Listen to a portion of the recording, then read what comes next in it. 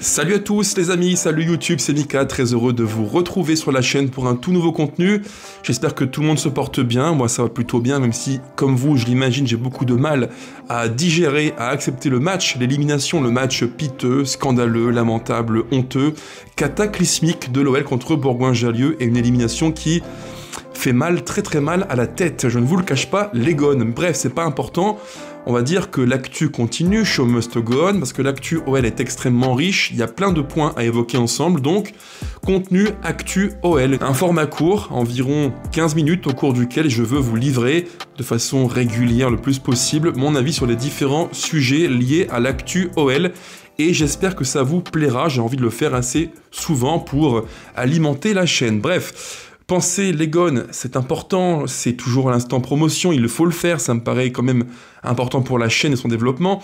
Pensez aux petits pouces, pensez aux commentaires si vous aimez ce que je vous dis, pensez aussi à me dire vos impressions sur le contenu de la vidéo, les différents thèmes qu'on va évoquer ensemble, pensez à vous abonner si vraiment vous aimez ce que je fais, et pour ne rien manquer, pensez aussi à activer la cloche en dessous de la vidéo, la petite cloche, c'est tout simple, on clique dessus et on met activer les notifications pour ne rien manquer sur la chaîne Le 11 Lyonnais. C'est parti, 3 thèmes de la vidéo, 3 sujets que je voulais évoquer avec vous. Maintenant vous connaissez un petit peu le principe, c'est le menu qui est à ma droite, avec donc 3 thèmes qui sont importants.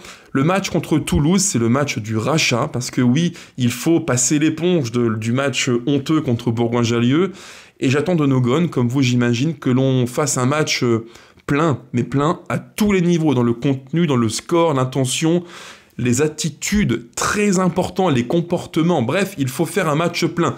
Thème numéro 2, on évoquera ensemble aussi l'actu Mercato, l'opération dégraissage qui se poursuit avec notamment les départs programmés officiels pour Diawara et quasiment pour Nuama vers Everton pour un montant d'environ 20 millions d'euros. On en parlera après ensemble. Et 3e point, petite surprise que je vous réserve, ça me paraissait important de le faire, ça devrait vous plaire. On commence par le thème numéro 1, donc le match contre Toulouse, un match du rachat, parce que oui, il faut se racheter après le match honteux en tout point contre Bourgoin-Jallieu, honteux Bourgoin-Jallieu, ça rime sans le faire exprès en plus, comme quoi c'était peut-être prédestiné, mais ce match contre Bourgoin, j'ai du mal, comme vous j'imagine, à le digérer, parce qu'il y a eu trop de choses négatives, des lacunes qu'on a encore vues, revues, toujours revues, en transition, attitude défensive, nonchalance, bref, à tous les niveaux, une copie à ne pas reproduire. Et Toulouse, c'est un match qui est peut-être un mini tournant, mais pas que sur le plan comptable, parce qu'on n'est pas largué en Ligue 1, on est à 2 points, je crois, du podium dans mon souvenir, c'est pas négatif en soi, mais dans la manière, dans le jeu, dans le contenu, il faut faire un match référence. C'est le moment jamais, il faut maintenant frapper un grand coup et montrer qu'en Ligue 1, on n'est pas largué, qu'on est encore là et qu'on veut aller tout en haut vers le top 4. Et ça passe par un match exemplaire. Alors Toulouse, parlons-en, une équipe qui est vraiment intéressante, que j'ai vue cette année, je dirais environ 6-7 fois, donc c'est quasiment un match sur 2 à peu de choses près, et notamment leurs 2 derniers matchs en Ligue 1, il y a eu Lens, donc au stade Bollaert, et le match au stadium de Toulouse contre Strasbourg, c'est le match le plus frais que j'ai en tête, et que j'ai vu le week-end dernier, un très bon match de foot entre 2 belles équipes de Ligue 1. Je dirais que Toulouse et Strasbourg sont à mes yeux 2 équipes presque challengers, outsiders, qui avancent masqués, cachés, mais qui ont de grosses qualités, dont on parle trop peu à mon goût, pour des raisons simples. C'est que Toulouse et Strasbourg, c'est moins médiatique que l'OL, l'OM ou le PSG ou Monaco. C'est comme ça, mais néanmoins, dans le contenu de ce qu'elles font, ces 2 équipes sont vraiment très intéressantes. Donc Toulouse, parlons-en, venons-en au cœur du sujet, qui est donc Toulouse, une équipe franchement intéressante avec un coach que j'aime beaucoup, très ambitieuse, une équipe qui n'hésite pas à se projeter, à jouer de façon avec intention, avec agressivité, qui n'hésite pas aussi à se livrer. Parce que oui, ce n'est pas une équipe qui attend, qui est le cul par terre, qui se joue un petit peu en mode victime expiatoire, pas du tout. C'est une équipe qui veut faire mal. Depuis 2 ans, c'est un petit peu leur fil conducteur. Ils aiment bien imposer une empreinte sur le match. Alors parfois, ça marche, d'autres fois, non. Et je vous évoque les 2 matchs que je me suis donc refait à froid, quelques heures après pour le match contre Strasbourg et quelques jours après pour le match contre Lens. J'ai revu leurs 2 matchs et à chaque fois des points communs et quelques qualités évidentes, mais également quelques petits défauts qu'il faudra exploiter demain, je l'espère, pour l'OL. Quand Toulouse a le ballon, c'est un 3-4-3 qui est assez classique, avec 2 pistons qui se projettent très très haut, qui viennent faire du 1 contre 1 tout le temps, mais dans des registres assez différents. On a à droite Donum, profil de joueur de 1 contre 1, qui aime bien dribbler, créer de vraies différences, qui a un profil de déséquilibre. Alors pas forcément très très dynamique, c'est pas un dribbleur, je dirais, c'est pas un joueur punchy, c'est pas un joueur dynamique, pas du tout, il est assez, pas lent, mais il n'est pas tonique, quoi, c'est pas un joueur tonique. Et à gauche, Suazo, qui a plus de base un profil de latéral gauche, mais qui peut, en 3-4-3, être le piston gauche qui vient, parce qu'il a une très bonne patte, donner un bon ballon, de bons centres, et je dirais qu'il fait une saison plutôt intéressante, quoi. C'est un vrai bon joueur de foot, un vrai bon latéral piston gauche qu'à Toulouse, et le match contre Lens à Bollaert, il fait d'ailleurs un très bon match, avec beaucoup de bons ballons donnés, vraiment intéressant. C'est un joueur que j'aime beaucoup, qui est sous-coté en Ligue 1, je pense, et qui mériterait peut-être d'aller un peu plus haut dans des clubs qui visent plus haut en Ligue 1 et aussi en Europe. Alors, au niveau des qualités, du profil de l'équipe, une équipe qui est vraiment joueuse, 3-4-3, bloc qui n'hésite pas à aller presser assez haut, beaucoup d'intensité, ce qui me fait croire que ce Toulouse-là a des armes pour faire très mal à l'OL. Ça me paraît évident. Ce que j'ai vu contre Strasbourg, contre Lens, à chaque fois, une équipe qui met du rythme, qui n'est jamais battue, jamais, ça il faut l'avoir en tête. Et d'ailleurs c'est un point commun avec ce qu'ils ont fait l'an passé en Europa League. Il y a eu des matchs contre Liverpool, je l'ai encore en tête, contre Saint-Gilles aussi, où ils ont su renverser littéralement la table pour faire mal à Toulouse et à Saint-Gilles en Europa League. C'est quand même pas rien. C'est quand même pas rien du tout pour une équipe comme ça qui, a priori, n'est pas armée pour jouer le haut de tableau, mais qui a des armes pour faire très mal. Et ils le font très bien. Une équipe qui est très généreuse, avec des éléments qui sont forts dans le 1 contre 1. J'évoquais Donum à droite comme piston. L'an passé, Donum jouait comme attaquant droit en 4-3-3. 4-2-3-1, 4-3-3. Et maintenant, il joue comme piston droit, avec devant lui Abouklal, à gauche Gbo, qui est un joueur de déséquilibre aussi, et en pointe, soit Magri, soit Joshua King, qu'on connaît bien parce qu'il a joué en Première Ligue, mais aussi à Fenerbahçe. Bref, des joueurs qui sont forts dans le 1 contre 1, qui sont déséquilibrants, et pour moi, il faut impérativement surveiller 2 joueurs, parce que ce sont les 2 qui font, je dirais, le plus mal dans le 1 contre 1. C'est Gbo, qui est déséquilibrant, un vrai bon joueur de Ligue 1, qui, je pense, l'été qui arrive pourra toquer à des clubs plus prestigieux en France ou en Europe, c'est quasiment sûr. Surveillez aussi Abouklal, qui est un bon joueur, un bon gaucher, qui fait beaucoup de mal en transition, parce qu'il va très vite, tout comme Gbo d'ailleurs. Et en pointe, Joshua King, pareil, qui a un profil un petit peu hybride, qui est puissant, rapide, mobile. Attention, vraiment attention, parce que quand tu combines ça, quand tu combines joueur fort dans le 1 contre 1 en déséquilibre, plus 2 pistons qui apportent beaucoup, tu as une équipe qui est résolument portée vers l'offensive. Donc attention, alors même si demain il manquera dans le cœur du jeu Vincent Siro, qui est un petit peu leur plaque tournante, ils auront logiquement 2 joueurs, donc en pivot double, 3-4-3, à savoir Caceres, qui est un très bon footballeur, bon pied droit, que j'aime beaucoup, qui a une vraie touche, une vraie subtilité, une finesse technique. C'est leur ADN, ils ont un coach qui prône le jeu offensif.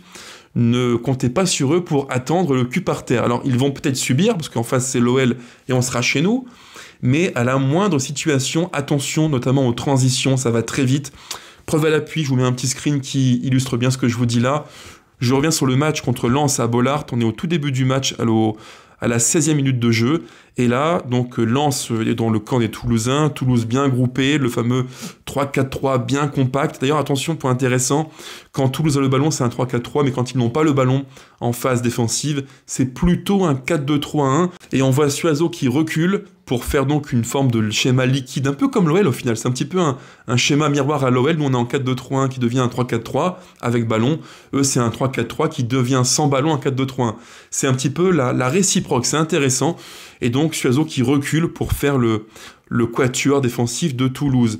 Et là, à l'écran, je vous remets le screen. Quand Toulouse est en bloc compact plutôt bas, dès qu'ils ont récupéré le ballon, tout de suite, je vous fais défiler le screen suivant, projection, perte de balle, projection, Joshua King qui, à la course, fait quelques mètres, et là, dans la foulée, c'est Gbo qui récupère le ballon, il va très vite, il a des jambes, il est puissant, il est rapide. Egbo trouve très très vite en une touche, bien senti, Abouklal qui part, alors il est hors jeu sur l'action, mais c'est quand même intéressant de le voir et d'imaginer ce qu'il fait par la suite. Il va au devant de Kofi, il le dribble raté, mais voyez, ça c'est typiquement Toulouse, ça va très vite vers l'avant. Et en fait, c'est une équipe qui est, je dirais, polymorphe, qui a plusieurs façons de jouer.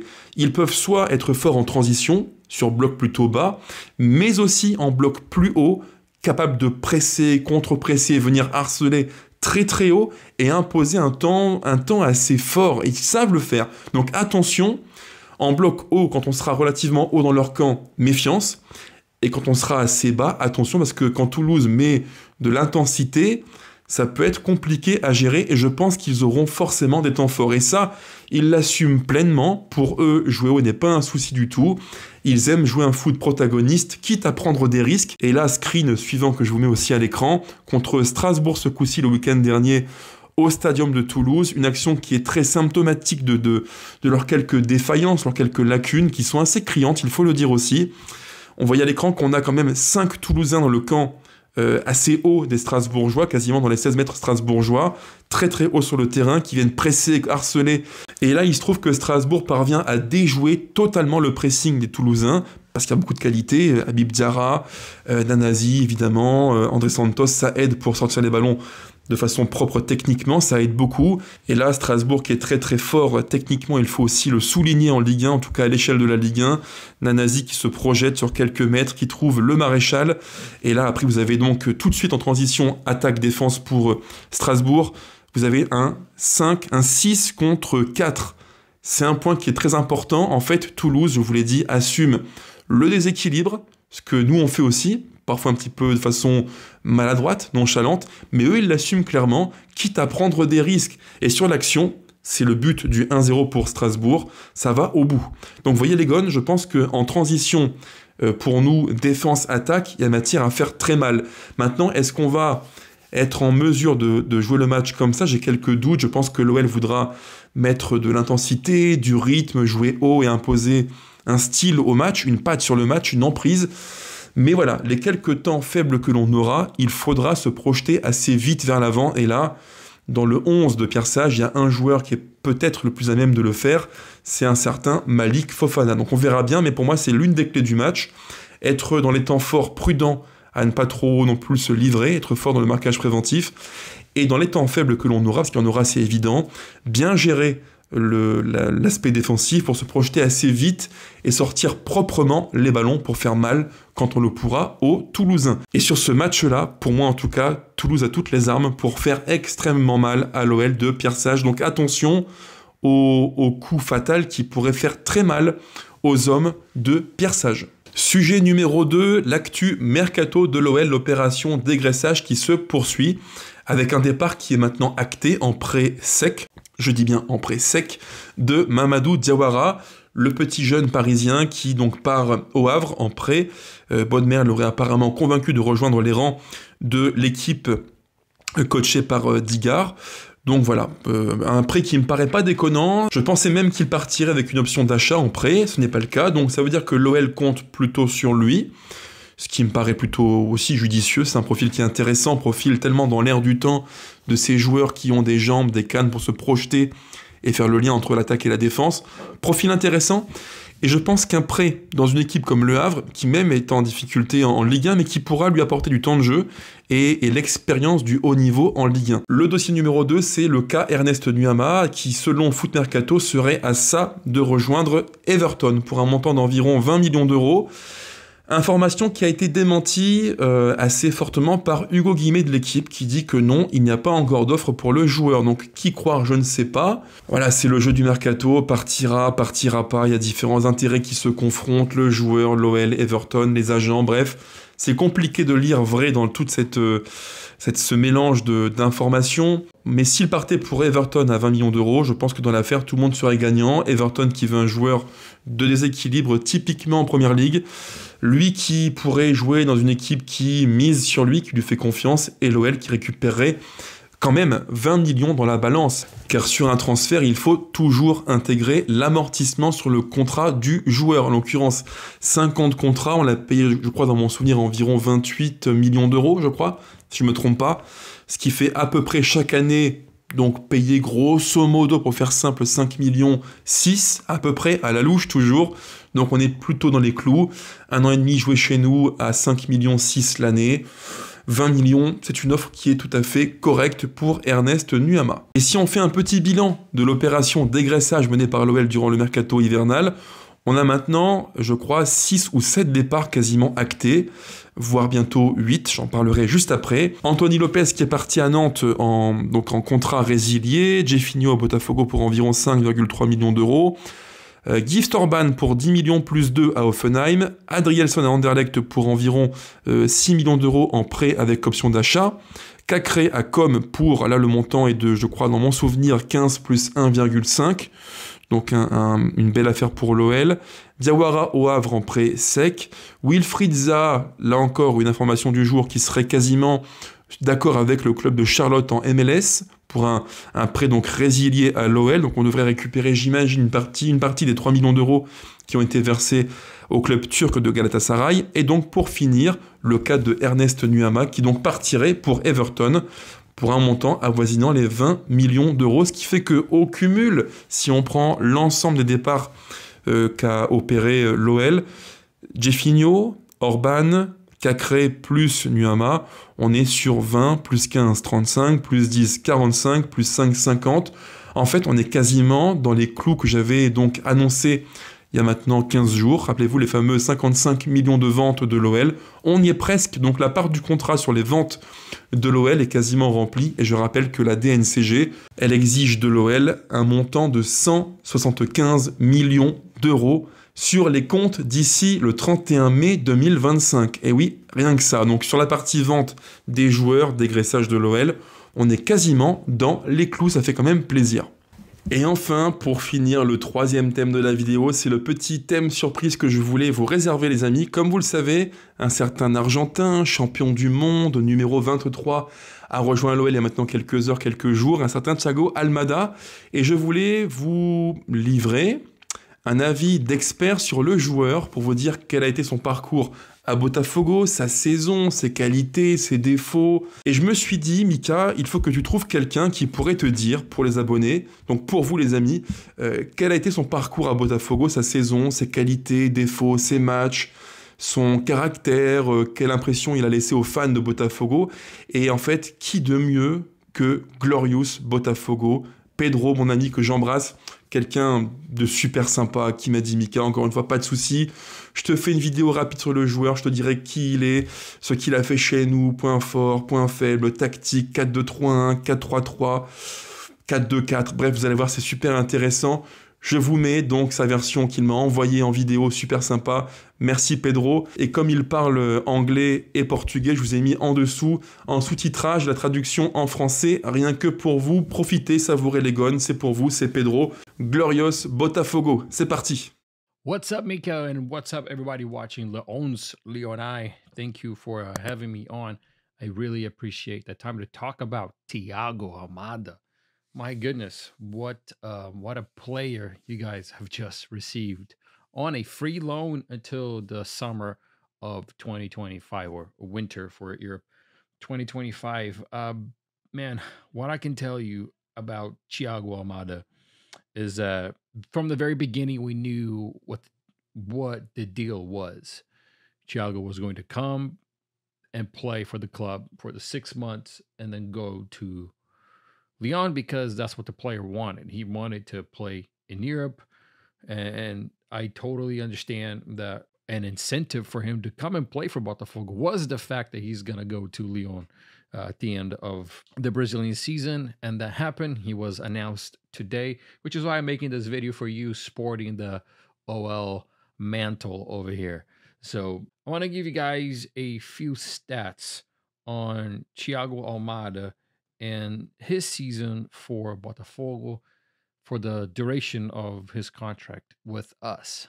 So as you can see here, Thiago Almada in the year of 2024 with Botafogo, He had in the Copa do Brasil, he had one match, one yellow card, no goals. Botafogo ended up getting knocked out of the Brazilian Cup pretty early into the year, which then left the club with the Libertadores and the Brasileirão. In the Libertadores, Thiago Almada had 7 matches, 2 goals, no assists.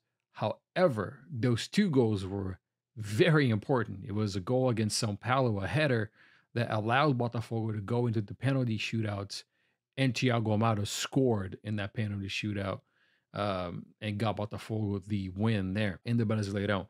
17 matches, 1 goal, 2 assists.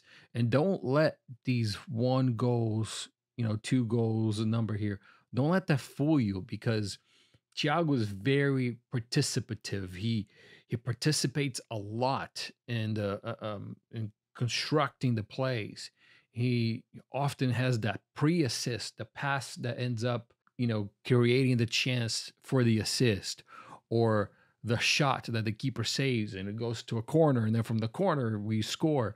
He was a key player in a lot of those moments for the club, and these numbers right here don't really reflect just how important he was. He's everywhere in the pitch, man. He's everywhere. He plays on the side and mostly in the middle and towards the left, but he can be everywhere. He's literally his vision is great. His speed on the ball is great. His decision making on the ball is great. Every pass that he makes has a purpose. Every dribble has a purpose. Nothing is done just to be done. If there is no options, if there's nothing for him to do, you can look at videos from the matches. Thiago will just stand there with the ball, and he will wait for the opponent to try to come and take the ball, and then he gets around it. So he never tries to force the error. He does make mistakes. He makes a lot of passing mistakes because he tries a lot. But again, he is one incredible player. I think OL fans are going to be very happy about. Thiago has this very easy personality. He's not the kind of player that will be like a leader on the pitch, as far as going to a teammate and say, "Hey, let's go. Hey, you need to do this better. You need to do that better." He's not that kind of player. He just he's quiet, and he's a hard worker. Of course, you will see him talking to teammates about plays and this, that kind of stuff, but you won't really see him being very, stern or yelling at the referee. I mean, everybody talks to the referee, but some players more than others. But he's not that kind of player. He's more of a like a busy bee. He buzzes everywhere on the pitch, but not really too loud. While playing for Botafogo, mostly the club used a 4-2-4 formation, or like a 4-2-3-1 sort of formation, that the wingers would go up and down, and that sometimes would be Luis Henrique on the right and Almada on the left. Sometimes Almada and Savarino would swap, and Almada would play a central attacking mid role with Igor Jesus in front of him. The one thing about this 2024 Botafogo is that the top four, the 4 forwards, they were always changing. There was always a shape, right? Luis always on the right, Almada and Savarino kind of switching on that side, and then Igor Jesus. But Igor Jesus will sometimes come out and play a false 9, and then Savarino would come on, and then Thiago Almada behind him. But most of the times, Thiago played on the left side and central in the middle of the pitch, almost like a classic number 10. So he can do both. He can be a left winger and a classic 10. And again, I think the coach right now, he's gonna have a hard time, because you cannot leave a player like Thiago on the bench. You cannot leave a player like Thiago on the bench.